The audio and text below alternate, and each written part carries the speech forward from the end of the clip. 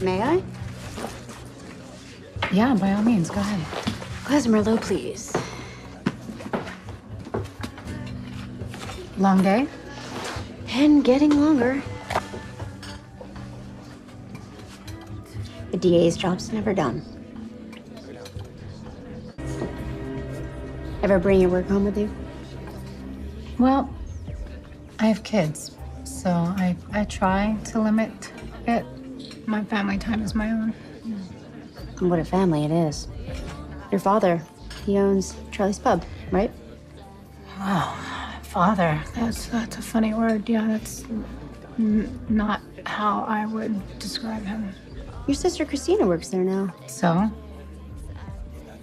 Must make for an absorbing dinner conversation between Christina and her father. From what I understand, there's not much love lost between Sonny Corinthos and Julie and Jerome. Well, you're gonna have to ask them that. No, I intend to. I have a lot of questions for all of them, including your ex. Sorry, I should be more specific about that. I'm talking about your ex, Jason, not your ex, Drew. Everyone wants to talk to Jason about something. Take a number. The DA gets to cut the line. Oh, yeah? Do you have anything against him? I have something against anyone who makes a career of organized crime. Why couldn't Jason be more like his twin? Drew is a man who knows how to make a positive contribution to the world. Why don't you do yourself a favor and leave Christina alone? And as far as Jason's concerned, if you have any questions for him, ask him yourself.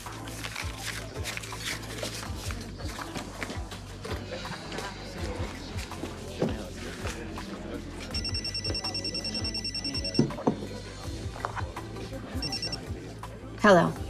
It's Jordan. Busy? I'm about to order dinner. Get it to go.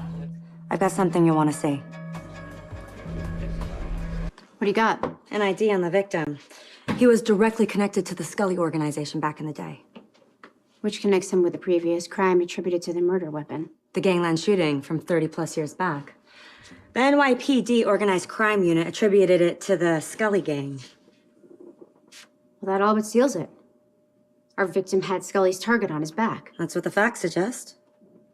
What else do we know about him? Still compiling. Not all the records dating back to the time of the murder have been digitized. But from what we've pulled together, it appears our victim was Scully's criminal defense lawyer. A guy by the name of Vincent Marino. Does the name ring a bell? Have you ever heard of this lawyer, Marino? Let's review what we know. Human remains were revealed after a gas explosion in the basement of Charlie's Pub. A place owned by so-called reformed gangster Julie and Jerome.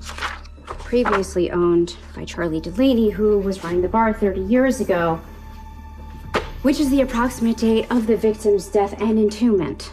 Julie and Jerome was in Port Charles 30 years ago. Yeah, but Charlie Delaney was more closely associated to Frank Smith. In the 80s, Smith controlled all of Western New York, had alliances with downstaters.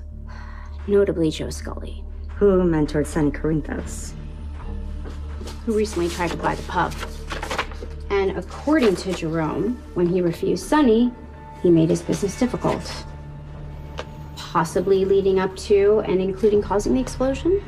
Sonny's father, an admitted friend of Delaney, was on the premises at the time of the explosion.